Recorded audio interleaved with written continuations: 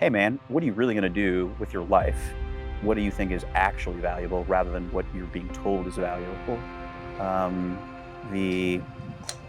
Man, I'd probably be asking that question and see where it went. Tower, Dumais is release you, runway 4 left, 040 at 5, clear for takeoff. Seats high, altimeter 0 eyes, we're clear for takeoff, clear for the airspace. Viper check 2. Viper at ramp curve, all at 354. So yeah, lights on. Next picture, 16, 15,000, I'll give you some of that. Viper on target. Well, hey, thanks for sitting down and chatting. Absolutely, buddy. Fun talks, flying some fighters, talk about guns, Garin, being out here. I mean, talk about like the setup. I mean, we should be playing golf, not sitting right here, but you know. We could not have picked a better day for this. Thanks, God. Yeah, right. The first 2 years were rougher with the weather. This is perfect. Well, you know, South Carolina in the fall, it's either going to be amazing or it's going to be miserable. And it was miserable and amazing on the same time. Like I think the last year, where it was like thunderstorms, and then it was like 1,000,000 degrees. And well, it's the South. Dude, I was thinking, you know, when I was at Shaw, it was this time we had like back-to-back year. Like we probably did 3 Hurrivacs in a matter of like 2 years with. See you, DFW? Yeah, well, no, we didn't. No, you guys, the McIntyre guys went to DFW and had a great time in Fort Worth. We went to Shreveport, Louisiana. Oh, our hotel the hot spots. our hotel caught on fire. Believe it or not, like, and it's one of those deals. Like the fire alarm goes off 9 o'clock in the morning. No one leaves their hotel room. Yeah, nobody. Like, everyone kind of like opens the door, closes it, going right back to sleep. But then the group chat one is like, "Hey, dudes, the hotel's actually on fire." And that was the way. Please don't die. It's like, how did we need you to fly it back. How did you kill an entire fighter squadron? They didn't trust anything. They didn't leave during the fire alarm going off. But I mean, how often does that happen? So, yeah. So we didn't get to that. But yeah, never know what's going to be in October in South Carolina. But today is a perfect day. I appreciate you sitting down, chatting. I want to jump. Just if you can give me the 6 to 9 second elevator pitch of who you are, a little bit of your background, we'll jump to that, and then we'll talk some stories. Sure, man. I'm Justin Dumais. Go by ALF. Currently a lieutenant colonel in the reserves now. I was out here at McIntyre for about 18.5 years. What do I got? 2,200 hours in the Viper. A few, huh? Dude, I miss flying that airplane. It's been about 3 or 4 months since I've flown. And I am excited to get back into it. I fly for American, so I'm DFW based now, in the reserves out at 10th Air Force, just waiting for an F-35 TX and going on to do some different things. I'll miss the Viper, but I bet Fat Amy is going to be awesome too. Yeah, it looks like it's got some sweet bells and whistles, and then flying in large force exercises with old Fat Amy flying in short trail, like it can see and do some things that you're working pretty hard in the Viper to make happen. When I'm talking to captains and they're asking about what I'm doing with my military life, and I start talking about sensor fusion, they're like, what the heck's that? And I try to explain, like, well, I've got an ESA and I've got this fancy radar in the Viper, and it can see a few things, but then I'm listening to comm from AWACS, and then I've got my targeting pod, and then I'm interrogating, and I put all those pieces together in the computer right here in order to say that that's a bad guy. Now I can shoot him, and Fat Amy is just doing it for you. So, with Trons from space. Yeah. Science, math, all that stuff's happening. I mean, I can't wait to go and see, like, a touchscreen's probably going to be real nice. And the air conditioning? Croc was just talking about the ECS. Sounds like it's amazing. I didn't realize that the screen in that F-35 is a laser plane. Did not know that either. Yeah, it's, you know, which makes sense, I guess, if you're taxiing. Like, I can imagine just, you know, the Viper holding up front control panel as you're taxiing around, or even. That's not the one that I wanted. Yeah, it's like, oh man, you know, but like, I suck again. If you got a laser plane, I don't know, even still you're breaking the laser plane if you're hitting turbulence or bouncing around. It's like, ding, oh man, I just hit the wrong button. But I feel like we were talking about it and he was trying to explain, well, he still doesn't know what a waveform is, and neither do I, but he's like, yeah, we got like 20 of these. And I was like, so what do they do? And he's like, I have no idea. Magic. The jet does stuff, man. Just do. And it doesn't like being micromanaged. Dude, it's like you don't need to know about it. You don't need to understand how it works. I don't want to know about it. It just works. I just want to fly airliners and kill bad guys. it's the best of both worlds. Well, that's good. So do you know when you'll go to the TX? That's a transition course for those listening or watching. Well, the Air Force ran itself out of money, so it's really a money concern right now.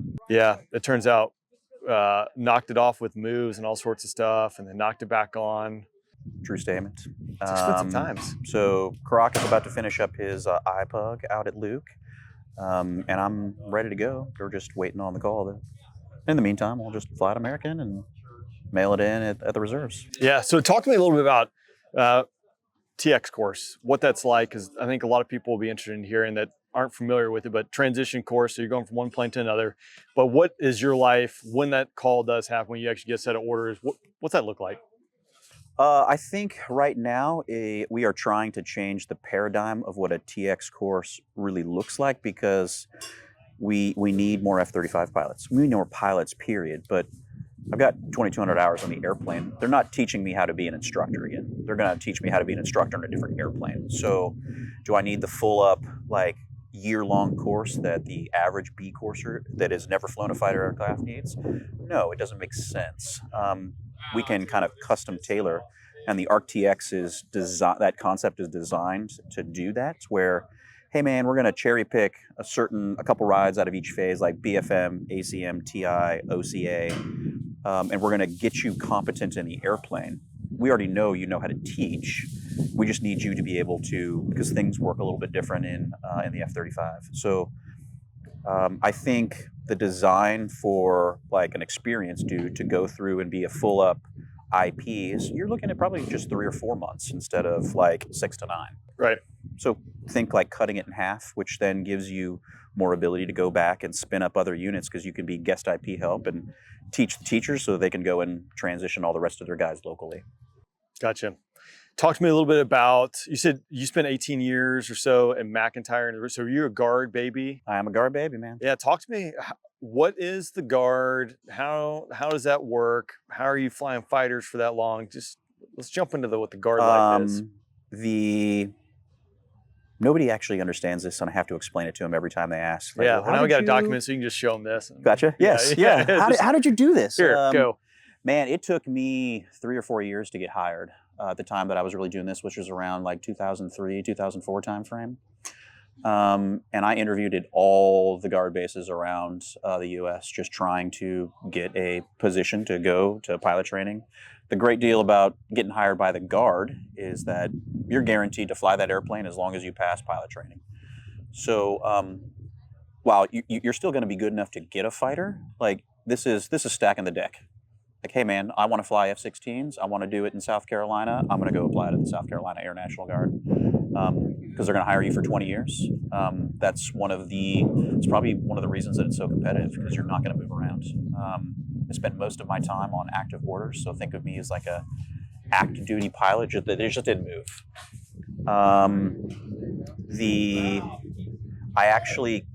It took 3 or 4 years to finally get that call. Hey man, you're the guy. Because I kept losing to the prior enlisted guy. They don't care. Like, it didn't matter how great your resume was. It didn't matter how like great you did with your scores. It was, I'm going to go hire this guy that's been working in life support or as a crew chief for the last 3 years, because he's a known quantity. I'm comfortable hanging out with him for 20 years. And then I'm supposed to go up and show up and interview, and I've got 20 minutes to make a good impression, as long as I'm not a clown in the bar beforehand, you know? Right. And so understandably, like, I kept losing to their like local dudes. And so I finally just bit the bullet and enlisted at McIntyre. That's funny. I was just talking to someone last night. So I've never been in the Guard, right? But a lot of buddies who are in the Guard, and his son is looking to go into aviation. And one of my recommendations is like to increase your chances, probably enlisting that unit, do some job, get some skill set that around aviation you can do, hang out with the pilots. But you're being around, and they get to know you, and you become a known quantity, and you're not some dude just showing up off the street. What other advice do you have for guys or gals who are trying to get hired by a Guard unit? I would definitely go get your private pilot's license at least. I wouldn't go and spend $30,000 getting your multi-engine commercial ticket with a CFI add-on. Like, there's no need for that, because they're going to teach you everything at UPT, obviously. You know that. Honestly, it can be kind of a hindrance. We had one guy who got hired the year before me as like a 4,000-hour like RJ captain. He didn't make it through T-38s. I would say, like, have a good bar act. Keep your mouth shut. Bring a bottle. Right. And then just be a normal person and ask leading questions, and then prepare to just sit there and listen, because we're pilots. We love to talk about ourselves. Yeah. Mouth shut, ears open, you know? Exactly. Just be a good number 2/4 without knowing what that even means. Right. Just be a wingman. Just keep your mouth shut and, you know, just be there, be a sponge, soak everything up, right? You got it, man. What got you involved in aviation? What put you on this path? Honestly, I grew up in California, and my uncle, he's now a retired 06. I think he's a civilian contractor. He was an engineer. He built basically all the infrastructure at Edwards. And so we would drive out there every year for the air show because he was there, and we'd go in, and I'm 4 years old and watching the Thunderbirds, and I was like, that's what I want to do. So I knew like really young that this is what I wanted, that's what I wanted to do. It kind of took a bit of a sidetrack because then I went to USC, I was doing the diving thing. I mean, we made it all the way to the Olympics, and it just didn't, I was doing other things. Not making the Olympic team in 2000 was probably like my wake-up call, like, hey, what am I doing with my life?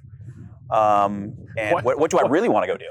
Quite the wake-up call. Like, I didn't quite make it to the Olympics. Yeah, but that was like, dude, what do I really want to do? And like, 'cause I had planned on like going to medical school, becoming a doctor. Then it was business school at Texas, and not making the team was the aha moment from God, where you're like, this is not the direction that I have for you. So that's when I started paying for all my own flight lessons. I was flying out in Austin, and that's when I started like really like shotgunning applications to different guard units, because like, dude, this is what I want to go do.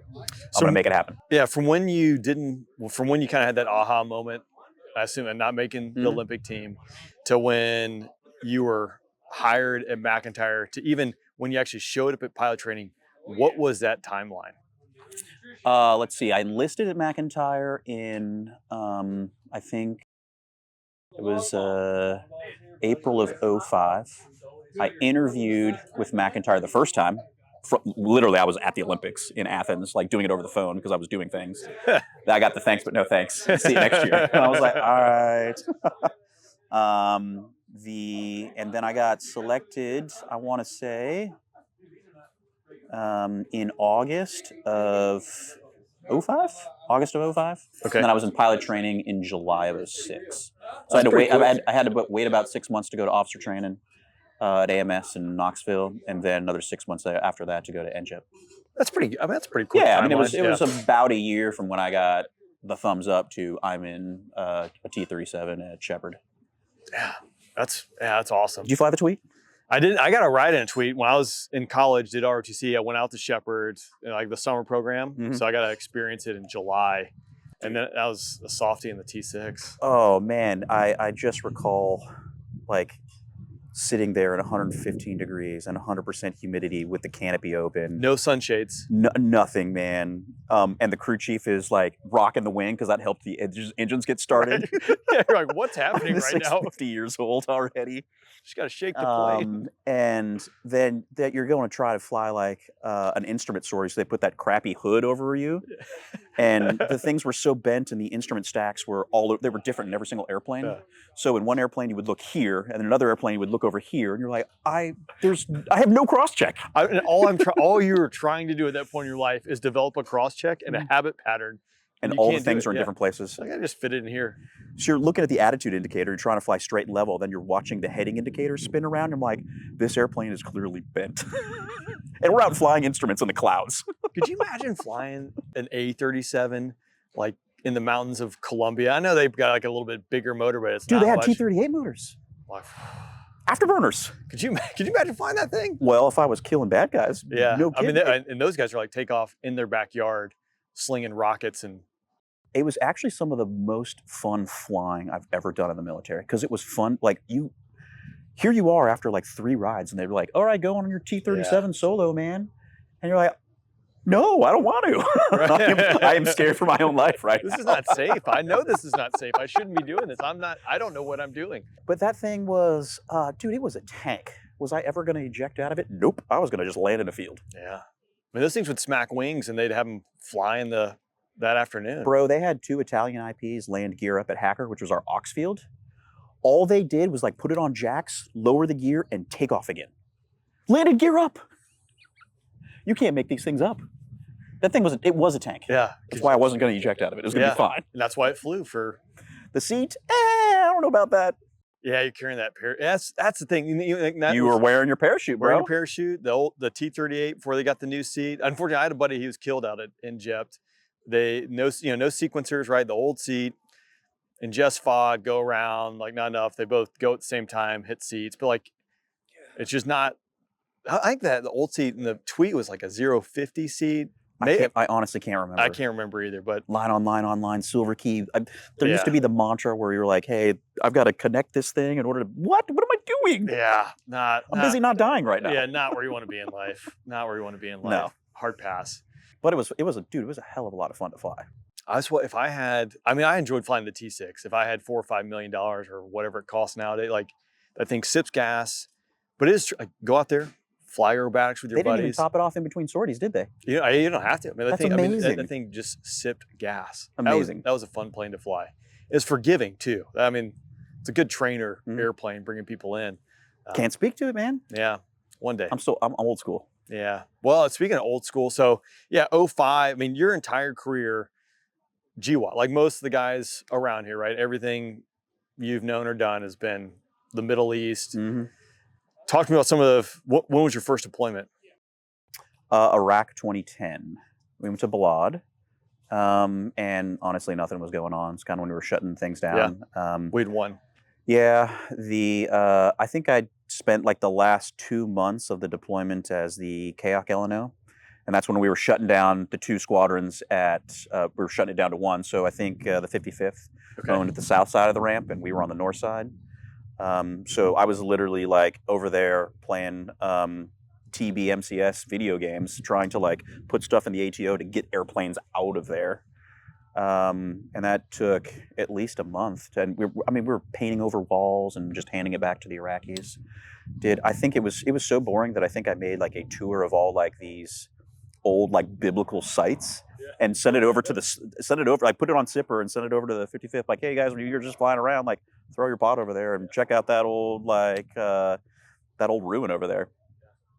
I was doing that on my last deployment. I would actually go back and look at Saddam's palace. There's so much stuff there. I mean, and from a biblical standpoint, in that region that you don't really, at least I didn't think about being in Iraq and Syria.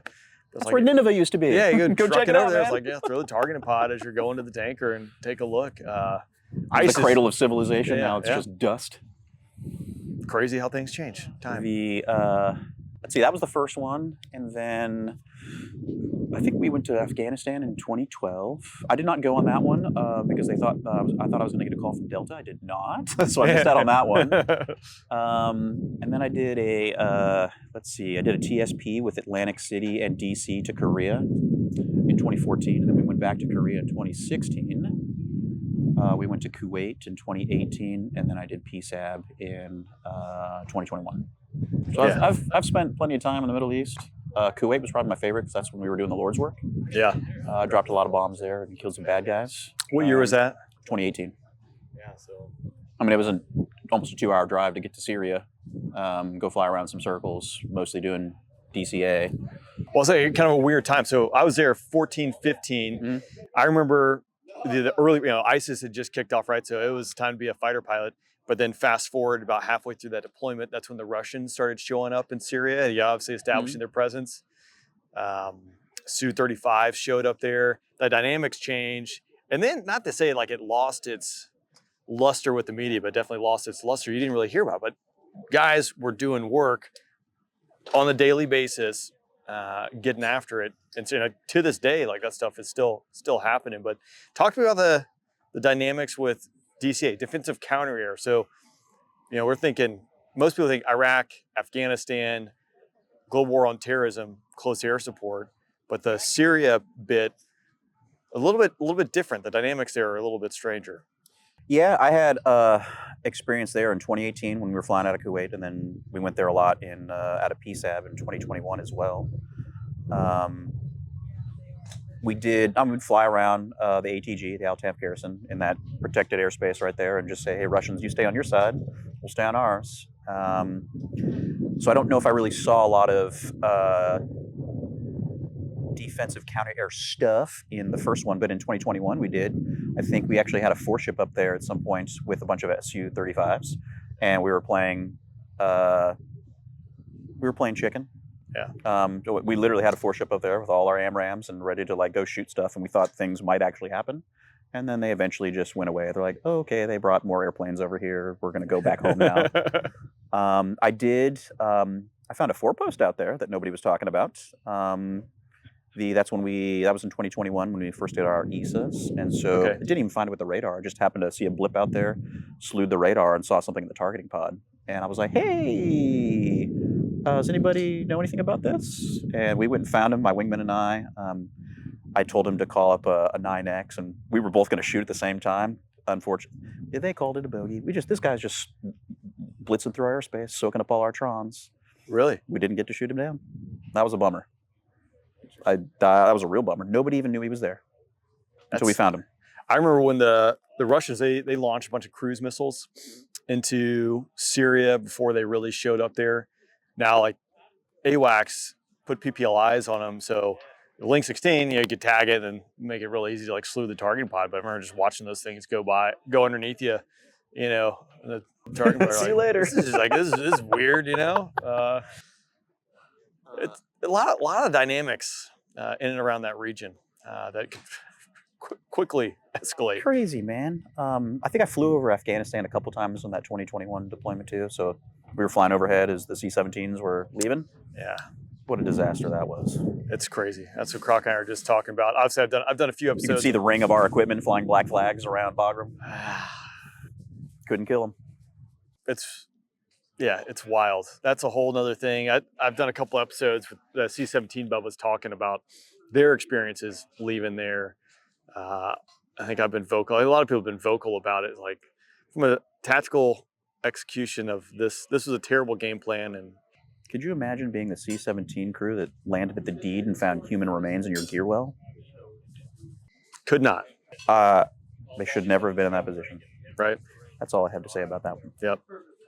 I always said too, those guys and gals that were dealing with all that chaos, golf clap to them. Like, they earned their wings. They were put in a bad situation. They shouldn't have been in that situation in the first place. They're taxiing around an airfield and people are hanging on to wings. Like, what do you do? They did some pilot stuff that day. It's astounding to me. Like, that is not, and they're probably young guys too. They're probably young active duty guys, captains at best, most likely. I actually spoke with the aircraft commander from the one that everyone saw on TV, and he was going. They got 700 people in the back. Going, and what he's talking about, hearing the body slap against the side of the jet, going like the things they dealt with emotionally, dude. All the way back, the 3.5 hour flight back, processing. You empathize, like, thinking, if you're sitting there, you got at least one dead body strapped to your plane. You killed them, right? That's the thought. It's like, we just killed this guy. He didn't force him on the plane, right? But now this is like his problem. Like, imagine rolling through all the emotions of like what is going to happen, just having to deal with that for the rest of their lives. Like, that's some serious PTSD. Yeah. So I really feel for all those crews that had to deal with that stuff. It's a shame they were put in that situation. Applaud the ones that, again, I think they made some tough, sound judgment calls. Like, you never have, like, it's never going to be a perfect call. You never have all the information you want, nor the amount of time, gas, money, whatever it is. So they earned it. Yeah, I can't imagine having been in that position. Not where you want to be. So, kind of ping-ponging around there a little bit. Talk to me, for those who aren't familiar too with the Guard, like when you're saying hey, these deployments, you hung back from one because you had a potential interview with Delta. How does that work? So if someone is interested in the Guard and flying for the airlines, like, what is that dynamic? What's the flavor of that? Wearing 2 hats is probably not the easiest, but it's going to help if you're an experienced guy. You've got 10 years flying the jet. Like, you're not going to forget how to do it if you take a couple months off when you go to training and learn how to fly a 737 or an Airbus. But it's an awesome way to feed your family, go do something different, and then still like fly fast jets on the weekends.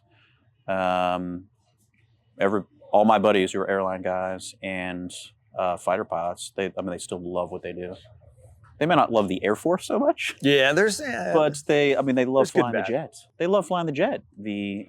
And they still want to keep doing it. It's still a good way to serve. They still want to go and put warheads on foreheads occasionally. Yep. But not at the price of being moved around every 3 years as their kids are growing up, and the Guard can generally afford a little bit more stability in that terms. Like, hey man, I've set up my life here. My wife's got a great job. My kids are going to a good school. I am unwilling to uproot that, and I pick this place, and I'll go get hired by an airline that is domiciled close by because I don't want to commute to 2 jobs. It's a great way to like. It's an easy way to sound of freedom. Sound of freedom. 2 ship.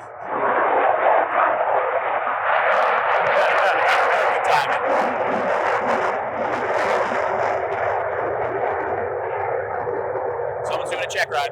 That's right. Yeah, I man, love it's just a good way to kind of have your cake and eat it too, because it's a skill set that is obviously highly valued and highly paid. Yeah, I think the Guard, not having been in the Guard, right, but it's very appealing because I think active duty especially struggles with the stability piece. Mhm. I think a lot of people now, like the military will never compete with pay, right? But you didn't join to do this job for the pay, right? Like you joined to serve. If you can go fly jets and do some work, that's icing on the cake. But the Guard piece of it, the fact that you can, hey, I can more or less anchor in one spot, fly the jet that I want to fly, do the things that I want to do, and then you can go do your airline, because ultimately, like most likely, that's going to be the long career for the vast majority of people who are in this world. But you can do it in the same spot. So, yeah. And you have bros that you will never lose contact with. I mean, there were 6 or 7 guys that lived all in the same neighborhood. Croc literally lived 0.69 miles away from my house. And like he knew the code to my house. Like all my neighbors in the neighborhood like literally knew like the pin code to my house. Could walk in, and they would have left like dinner for me in the fridge, and like they're outside playing in the pool when I come home. Yeah. And I'm like, that is what the Guard can offer, and I dig that. Yeah, that's pretty awesome. So you mentioned flying big old fat jets too. So you're doing that as well. So tell me a little bit about that transition, what you're doing, what's a day in the life of. I'm on the Airbus. I am DFW based now, and honestly, I didn't really know what to expect because that would have been like the first big airplane that I flew. I got hired at American back in 2016 and went and flew the 737, and honestly, it was a little weird to have somebody else in the cockpit with you. Yeah. Are we going to talk about putting the gear up and then I'm going to do it? Or like, I just do this in the F-16. Yeah. I don't talk to myself. I do all of it. I put the gear down, I talk on the radio, and oh, by the way, I fly the plane. Yeah, it's a different That was thing. a different, it's an easy transition. I mean, instead of doing CRM between 2 people in the cockpit, I've been doing it with leading 7 other jets around. And it's a lot harder for me to interpret what number 2's got going on in his cockpit when he's just using words that I may or may not understand. Yeah. So it's a little bit easier to have the guy right over here say, "Hey man, that's messed up." I'm like, "Oh yeah, we should fix that." It is definitely different, but it's less flying and more systems management. I mean, I still hand fly as much as I can, but it's kind of nice to not have to work that hard, honestly. You take off, you put the gear up, you clean up the airplane, you turn on the autopilot. Well, that's what you want. Like, you don't want to be in that world. You don't want to be working hard. Although I did see American had a 7.3. It was a couple days ago. Unreliable airspeed on the climb out. Great. And that's one of those things. Like Pitch and power, man. Yeah, pitch and power setting. You gotta know your pitch and power setting. Like I popped to mind the 2009 Air France crash out of Brazil. Iced up. And the jet is perfectly fine, other than ice. And then now the pitot tubes are covering. They're getting unreliable airspeed. But a pitch and power setting, that plane They would have saved it. That plane will still continue to fly. So when you say like, yeah, it's pretty easy. Like 99.9% of the time, it's easy. FedEx had the 7.5 with the gear up landing, a hydraulic failure. Gear doesn't come down. They did all the right things too, didn't they? Yeah, alternate gear didn't work. That's why I posted about it. And some people chime in like, oh, I should have alternate gears. And I'm like, these dudes for 85 minutes worked this problem. And oh, by the way, they're SATCOM with maintenance, with technical pilots, etc. Like, I'm They did all the right I'm things. pretty sure They read all the books. They thought about at least the alternate gear extend. You know, like thanks, Kyle. They're probably pulling circuit, doing all kinds of crazy stuff. All stuff. I was leaving. I was going Korea down to China, and 777. It's a pretty reliable plane. Doesn't have a whole lot of issues. We had an auto throttle in op, ICAS message trucking down. The plane's still going to fly, right? But usually you have the auto throttles engaged. But it turns out in the modern era, like I'm over, Korea, I can SATCOM back, and I get a maintainer on the phone who's like, "Hey, I want you to go look at this circuit breaker and this circuit breaker. Pull this one for 30 seconds and reset it." It's like boom, like. Most of the things that I've had to fix in the airplane, in the Airbus, have been just like the Viper reset. Turn it off, turn it back on. Yeah, fixes most things. And then it'll tell you what's wrong, and it literally walks you through the checklist and say, do this. And if that doesn't work, then you got another problem. I love, like just the microphone starting this interview wasn't working. Turn it off, turn it back on. Like a champ. Coming back into the chalks. Sniper pod's not working. As you get more experience, you start getting into the beeps and squeaks, and you can do some troubleshooting yourself. So right when I was leaving active duty, it was a lot of experienced maintainers had left. So the maintenance pool was very inexperienced. I remember pulling in, and it's like brand new avionics tech. You're like, "Hey dude, I've already done this, and this." He's like, "Okay, sir, can you turn it off? And we're gonna turn it back on." I'm like, "Yeah, okay, I've already done that like 9 times. Didn't think of that, you're right. I was like, I already did that 9 times. I've run like 5 bits on this thing. I've done that. But did you turn it off and turn it back on? Back to step one. Viper reset, turn it off, turn it back on, man. Okay. That's all I gotta do. How about I just write it up and hand the keys to you? Yeah. I was like, Bye. do you want to download anything off this thing before I shut down the jet? I'm ready to go. I'm ready to go inside. Yeah, it's hot in here, man. I tried. Everyone's like, "Yeah, you got air conditioning." And I've already overspent my piddle pack. It's time to go. Yeah, I am bingo piddle packs. We got a roll here. Not where we want to be in life. Talk to me a little about guns, Garin. Talk to me about guns, because obviously you guys are in the same. I knew guns for about 14 years. Yeah. He got hired the year after I did. He was kind of a contemporary of Dirty. They both went to pilot training at the same time. They're both competing to go to WIC together. And Guns was just that. I feel like he was the squadron glue, for lack of a better way of putting it. Yeah. He was super competent. We've had a lot of great patches at McIntyre. We've had a lot. I've hung out with a lot of great patches, but honestly, I think he was one of the best patches that I've ever run across, because he could, in one 45-minute academic session, I used to go back and look at his videos that we record dude, I'm doing an OCA ride. Here's the things I need to highlight. He could speak to the 2,200 hour expert with a black border on his shoulder. And he could also talk to the part-time wingman who's got 500 hours on the airplane, all in the same brief. And he was very good at addressing some of the beeps and squeaks that you might care about. But dude, I don't need you to regurgitate 3-1 shot kill. Right. At some point, you're just pressing the pickle button and I believe. And he was really good at finding the balance between the stuff you need today in order to win. And then, hey man, if you're really interested, we can go talk about some of this technical stuff that may or may not make a difference in one time out of a million. Right. Maybe. And he could do that eloquently and succinctly, and before the time was up that we had to get out of there. He was just really good at that. He was that guy that everyone kind of liked being around. He was a good dude to have on TDY. Total bro, let's go to the bar, we'll push it on up, and then we're going to get ready and we're going to go to red flag and we're going to win this impossible red flag vol. So he wore those hats really, really well. Dude, great husband, great father. Man, we miss him. We miss him a lot. He's to have him be normal and then pass away in a week was what a blow to the squadron, man. That one hurt. It still does. I am amazed at Kelly's ability to bear that. That's some serious God stuff there. Yeah. What a testament. It's one thing to talk about your faith when you haven't truly been tested or you haven't lost anything. It's a whole different ball game when your story is like her story. That's a real story. That's a good witness. Absolutely. When you look out here, today, and and actually, I was fortunate to sit down with some of the people that Foundation has helped, right? So carrying guns legacy forward, but making the world a better place. Because it's so easy to do nothing, not to say like nothing, right? But like life is busy. People keep moving on. Everyone has their things they're worried about and just trying to manage the day to day. This obviously creating a foundation and doing these things, this is extra work, but I think it's a testament, speaks to guns. Like it's pretty special that Kelly, Guns family, wanted to do something like this, and then guys were willing to step up to help make all this come to life. Because Dude, Croc and Baldy have put, blood, sweat, and tears into this.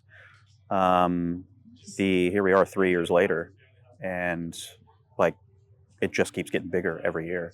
They're more successful every year, and the whole point originally was to take care of Kelly and the kids. right. And now it's morphed into this thing where like, hey man, when this happens to other people, how can we help take care of them now?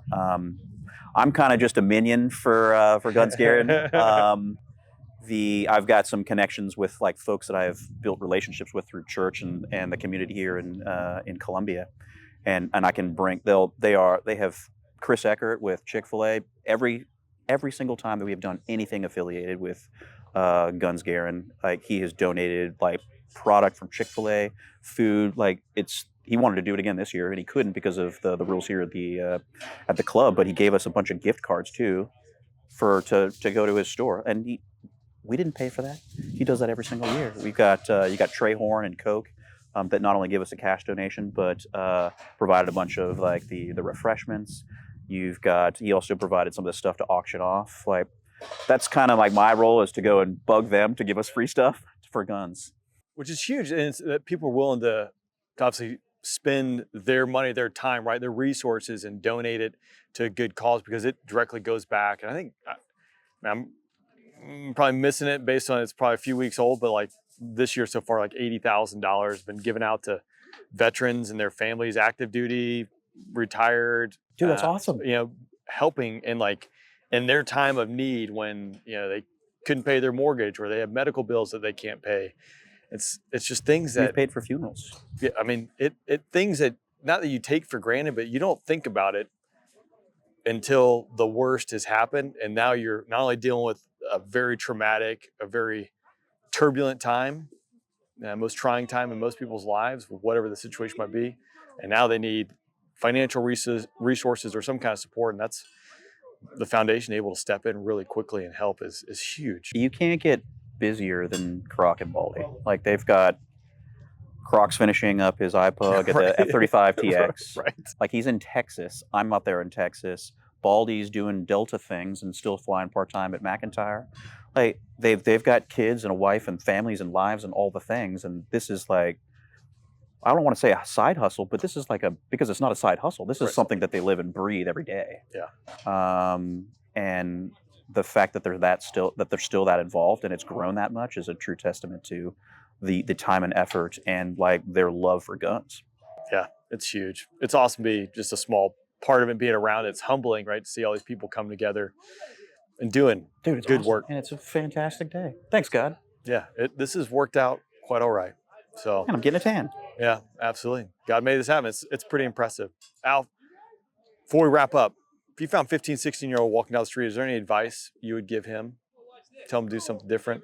Life Change? advice or Yeah. flying advice or just It could anything be anything. advice? It could be both. It could be one. It could be the other. Ooh. Lately, the move to Texas has been God kind of putting my life in a blender.